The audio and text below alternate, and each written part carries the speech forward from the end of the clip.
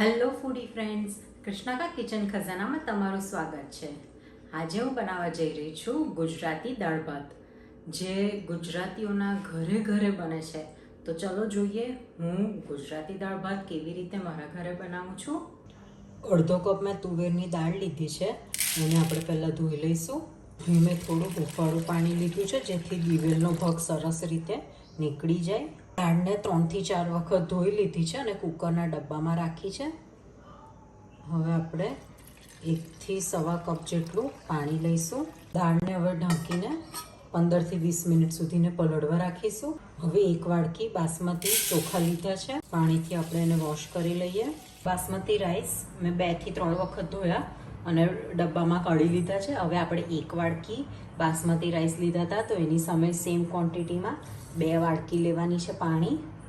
હવે રાઈસને પણ દાળની સાથે આપણે પલળવા રાખીશું. દાળ ચોખાને પલળતા 15 મિનિટ થઈ ગઈ છે. હવે દાળની અંદર અડધું ટામેટું, 1 ચમચી જેટલું તેલ લઈશું. હવે ભાતનો ડબ્બો લઈશું, એડ કરીશું સોલ્ટ, લવિંગ, ઢાંકી દઈશું. હવે ઢાંકણાની ઉપર મેં સિંગદાણા ધોઈને લીધા છે. હવે કુકરને 5 વિસલ વગાડીશું. 5 વિસલ પછી કુકર ઠંડુ થઈ ગયું છે. દાળને પોટમાં લઈને ક્રશ કરી દીધી છે, જરૂર પ્રમાણે પાણી લીધું છે. હવે એડ કરીશું મીઠું, ગોળ, બાફેલા શિંગદાણા. ગોળ ઓગળી ગયો છે. હવે આપણે વઘાર કરીશું.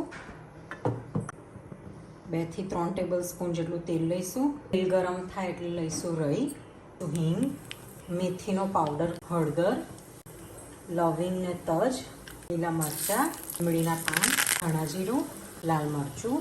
પાણી એડ કરીશું થોડુંક. હવે દાળમાં એડ કરીશું. આદું છીણીને લઈશું. અડધી ચમચી જેટલો મેથીનો મસાલો. મેથીનો મસાલો એડ કરવાથી દાળનો ખૂબ જ સરસ ટેસ્ટ આવે છે. અડધી ચમચી ગરમ મસાલો. મિક્સ કરી લઈએ. હવે એને ઉકળવા દઈએ. દાળ સરસ ઉકળી ગઈ છે. હવે આપણે એડ કરીશું આંબલીનો પલ્પ. 2 ચમચી લઈશું. દાળને બરાબર મિક્સ કરી લઈએ. અહીં ખટાશમાં મેં આંબલીનો પલ્પ લીધો છે. તમે લીંબુનો રસ પણ લઈ શકો છો, કોકમ પણ લઈ શકો છો. તમે આંબલી જો યુઝ કરતા હોય તો આંબલીની દાળની અંદર ઓલવેઝ ગોળ થોડોક વધારે પ્રમાણમાં હોય છે. દાળ સરસ ઉકળી ગઈ છે. હવે આપણે ફરી એક બીજો વઘાર કરીએ. તડકા પેનની અંદર મેં 1 ચમચી ઘી લઉં છું. ઘી ગરમ થાય એટલે લઈશું જીરું, કશ્મીરી લાલ મરચું એડ કરીશું. દાળને વઘાર કરીશું. એડ કરીશું ધાણા. દાળ ભાત રેડી છે. ઉપર ઘી રેડી દઈએ.